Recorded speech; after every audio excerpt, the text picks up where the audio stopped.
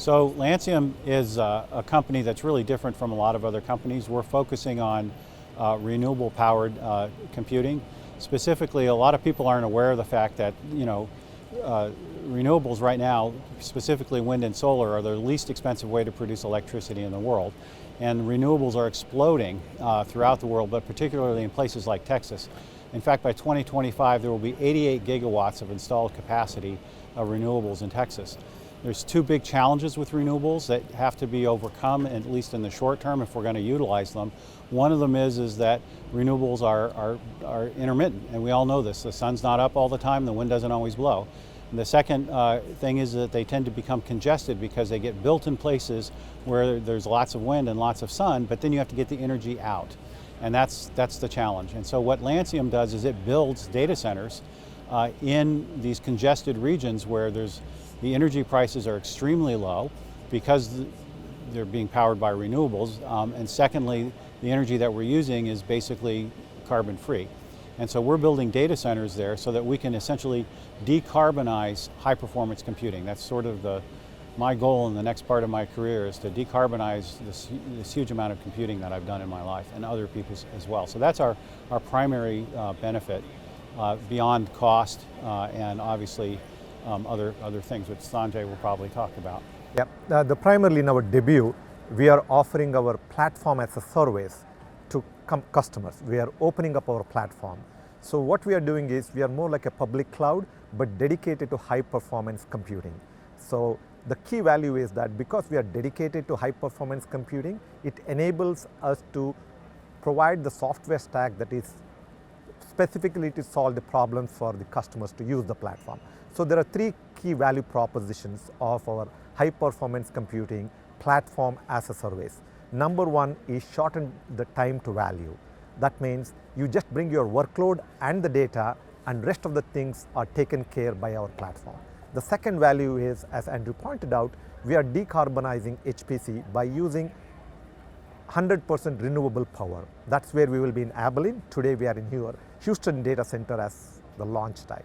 The third most important value is renewable energy is not costly. So we offer the lowest total cost of ownership. One, by reducing the cost of power, operations and compute. The third one is primarily eliminating all the DevOps activities that a customer needs to do before they can use a public cloud. So our initial customers, the people using, are the research scientists themselves to run their workloads. They do not need any IT professionals involved to run their workload. I want to jump in on that. I mean, we really focus this on the high performance computing community for a couple of reasons. One of them is that HPC applications tend to be batch.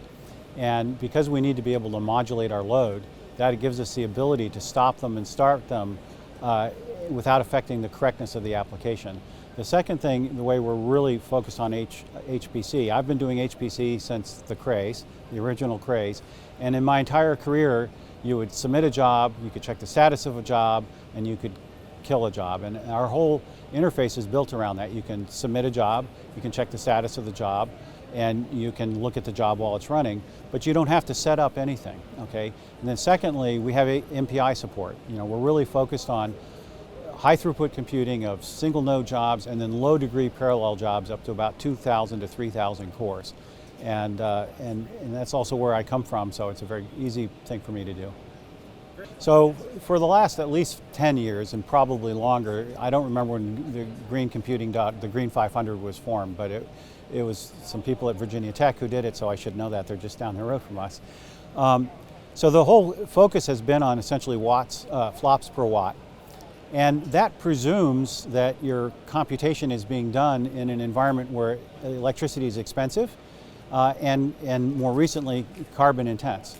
And we take a completely opposite view of that. So we operate in an environment where the electricity is almost free, and literally 15% of the time the energy is negatively priced. Okay, so I don't think that flops per watt is really the right metric for this kind of new environment where the energy is practically free. And it's also carbon free, so it's money free and carbon free. I think that a more interesting question the HPC community should focus on is flops per kilogram of CO2. If what you care about is carbon dioxide, that's it. And you can, or flops per dollar, right? Or pick your favorite currency, So that's our whole approach is, we're sort of flipping the equation because, engineering is all about operating inside of design constraints. And our design constraint, because we're moving into these energy-rich, low-cost energy regions, our design constraint isn't the same. My boss literally told me when he hired me, he said, consider electricity free. That is a very different design constraint than I've operated under in my entire career. So that's another thing that we're doing. There's sort of two parts to this. First off, we use older gear. We use older gear. We don't have to use older gear, by the way. If a customer wants some new thing, we'll get it and we'll put it in, okay? But the advantage to older gear, is if you look at the performance per core, that's the important thing here, not per socket. The performance per core hasn't really changed a lot in the last 10 years. Hennessy had this great slide about that starting in '76. And basically, performance per core hasn't changed much. In fact, when you put more cores on there, oftentimes you have to reduce the clock frequency. What they've gotten better at is energy efficiency per flop and density, okay? But we don't have a fixed size room. We have 1,100 acres at our Abilene site alone and up to 1.2 gigawatts of power. So for us, we can use older gear and it doesn't really affect the per core performance. And in the cloud business, you're selling per core. And then getting back to the chicken sheds comment, one of the things that surprised me when I came here is that there was research on essentially how hot you can get machines before they start to fall apart in bad ways. And the literature basically is the silicon parts will start to come apart at about 90 degrees centigrade. Well, you're not going to put a human in a machine room that's 90 degrees centigrade. Now, other components will go faster. It will accelerate the rate of decomposition, falling apart of the parts. But basically, we operate with ambient outside air, and it doesn't have any real effect. If you look at Europe and Asia in particular, energy prices are a lot higher there. And for more than a decade, when I've talked to my colleagues, particularly in Europe, because I've spent a lot of time in Europe, they want to build bigger data centers, but they can't get any more electricity. Even if they had the money to pay for it, their energy is more expensive. The grid operator would basically say, this is all you can have. And as we get to these higher and higher energy density machines, the amount of electricity they need at the end of the day to stay on the cutting edge just keeps going up and up. And there's been white papers on how the energy costs are already dominating and will really dominate in a few years the cost of the machine. So that's sort of long-term independent of political issues. And then you look at the war in Europe right now. I mean, electricity is a major problem in Europe. And I think that over time, people are going to need to move their data centers off-prem to places where the energy is cheaper and greener than where it is where they are. And I don't want to get too much into the whole politics of that. So first of all, this is a coming out party. We have about 10 plus customers actively using our platform. Today we have a couple of them. We announced with Reaction Engineering International.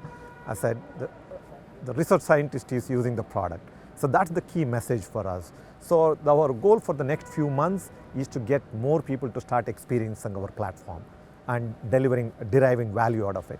We'll be making more announcements. Today we started off with Reaction Engineering. We are working with adaptive computing to provide a hybrid cloud interface so that Lancium will be a greener, cheaper option to burst to cloud. So that's the activity for the next few months. So we will have 200 megawatts of power available at our Abilene facility in May.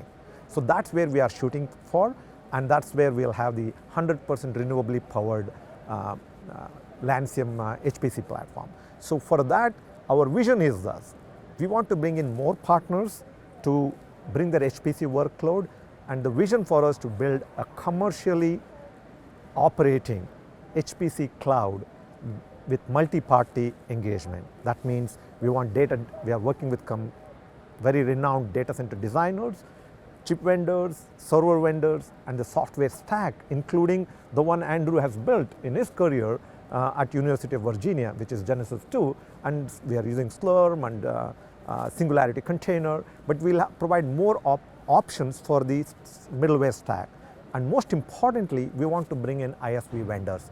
There are so many of them, we are talking to many of them. So we want to, as we get to May of next year, our vision is to bring in more parties to build a commercially operating, renewably powered data center, which is not just a model, but it's actually operating and generating revenue. So that's where we are headed, but we are focusing on 5 key verticals. We have seen immediate traction.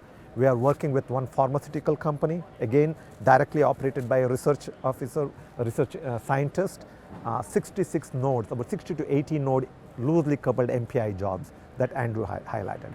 We are working with Department of Energy. We can't disclose which project at this time until it is coming to future, but there's a lot of interest from academia and research institutes. So there's a lot of interest, and whenever we go to any conference, sustainability is the key focus. It's funny that we are here at Supercomputer Conference, and COP27 is happening in Egypt at this point of time, and we are delighted to be making our debut at the right opportune time here.